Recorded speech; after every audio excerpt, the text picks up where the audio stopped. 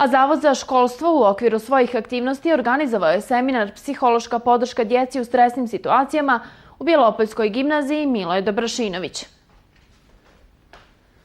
U javnoj ustanovi gimnaziji Miloje Dobrašinović održan je seminar na temu psihosocijalna podrška djeci u stresnim situacijama u saradnji Zavoda za školstvo i opštine Bjelopolje. Zavod za školstvo u okviru redovnih aktivnosti analize vaspitno-obrazovne situacije u vaspitno-obrazovnim ustanovama Crne Gore zaključio je da su krizne stresne situacije ili traumatska iskustva nešto što treba da bude predmet posebne pažnje, kazao je načelnik Odsjeka za istraživanje razvoja obrazovnog sistema u Zavodu za školstvo Crne Gore, Radoje Novović, dodajući da je cilj podizanje svijesti o važnosti i posljedicama ove teme u radu škole. S druge strane smo prepoznali da škole nisu osposobljene da se nose sa ovakvim situacijama, jer to može da ugrozi normalno funkcionisanje kako škole, tako i pojedinaca, nastavnika, učenika ili pojedinačnog nekog učenika.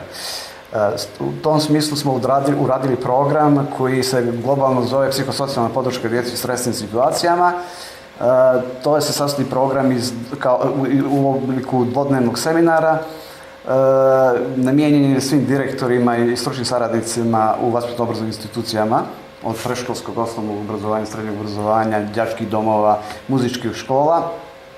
I cilj nam je da osposobimo škole, da im pomognemo, da adekvatno reaguje u tim stresnim situacijama.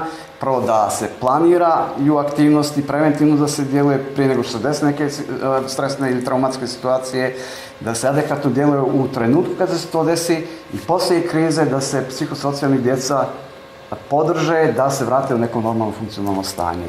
Novović dodaje da je predsjednik opštine Bjelopolje Aleksandar Žurić prepoznao važnost problematike i pružio logističku podršku da sve vaspitno-obrazovne ustanove u Bijelom Polju prođu obuku i budu pripremljene za krizne situacije. Koje su to situacije? Ako izuzmemo situacije koje su izazvane nekim hazardima kao tipa zemljotresa, poplava, požara, ekstremnih meteoroloških pojava, tu pre svega se akcentira na situacije kad može da dođe do smrtnog slučaja u školi od strane učenika ili nastavnika, izvršeno samoubistvo, teroristički akt, pretnja bombom, do nekih manjih stresnih situacija kao što su razvod, u smislu manjih da ne pogađa širu populaciju nego možda pojedinci ili odelenje, kao što su razvod roditelja, kao što je možda neka vršnjačko nasilje, narkomanija. I nadam se, na osnovu neke evaluacije dosadašnjeg odrađenog, da su nastavnici, odnosno direktori i stručni saradnici izuzetno zadovoljni onim što im mi nudimo i mi smo zbog toga i na neki način i srećni. Psihološkinja i psihoterapeutkinja Jasmina Đukić kazala je da je značaj organizovanja seminara na ovu temu od velikog značaja za lokalnu zajednicu, kao i za psihofiziološki razvoj djece koja su u vaspitno-obrazovnom programu u školama iz razloga što nepravovremeno tretiranje kriza i stresnih situacija dovodi do značajnih posljedica. Na posljedku, traume koje nisu obrađene na pravi način se nose i u odraslom dobu. Mnogo istraživanja su pokazala da upravo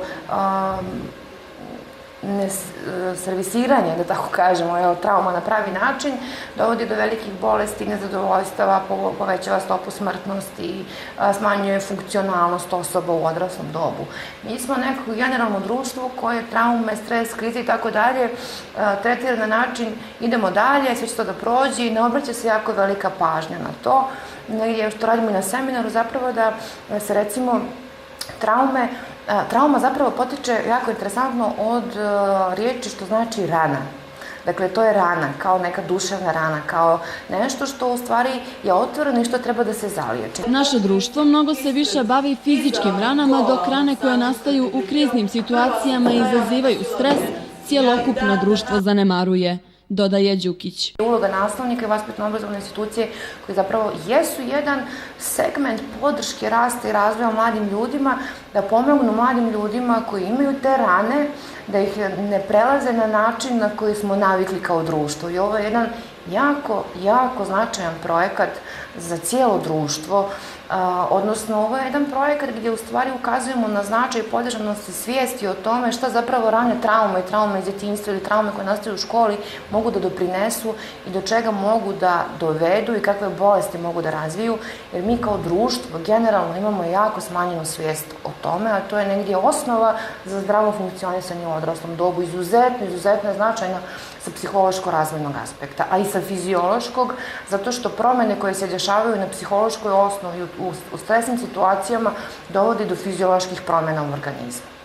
Kao osoba koja gaji veliki senzibilitet prema djeci, značaj ovog projekta prepoznala je i urednica vijesti televizije Crne Gore, Ana Jovović, koja je istakla da je ključno da prosvjetni radnici imaju dobru komunikaciju sa novinarima kako bi ono što žele da prezentuju medijima bilo pravovremeno izvještavano, kratko, jasno i istinito. Smatram da ovaj seminar može da urodi plodom i može da bude koristan svim onima koji žele zapravo da poboljšaju svoje odnose sa medijima, sa novinarima. Jednostavno je to ključno zato što mislim da nismo dovoljno upoznati sa pravima djece koje moraju biti itekako zaštićene u medijima. Svjedoci smo da postoje situacije gdje se otkrivaju identiteti maloljetnika, što nije nikako prihvatljivo, možda ne direktno, ali okolnim nekim podacima koje otkrivamo o njima, tako da sa ovog aspekta veoma je važno i da mediji vode računa, ali i prosvjetni radnici na koji način će plasirati informaciju kako bi svi učesnici, ne samo djeca, naravno, tu je itekako važan i ugled škole, bili zaštićeni. Program je akreditovan prije godinu dana. Seminari su održani u svim školama u Podgorici i Bijelom Polju, a od finansijskih sredstava zavisi kada će seminar proći sve vaspitno-obrazovne ustanove u Crnoj Gori.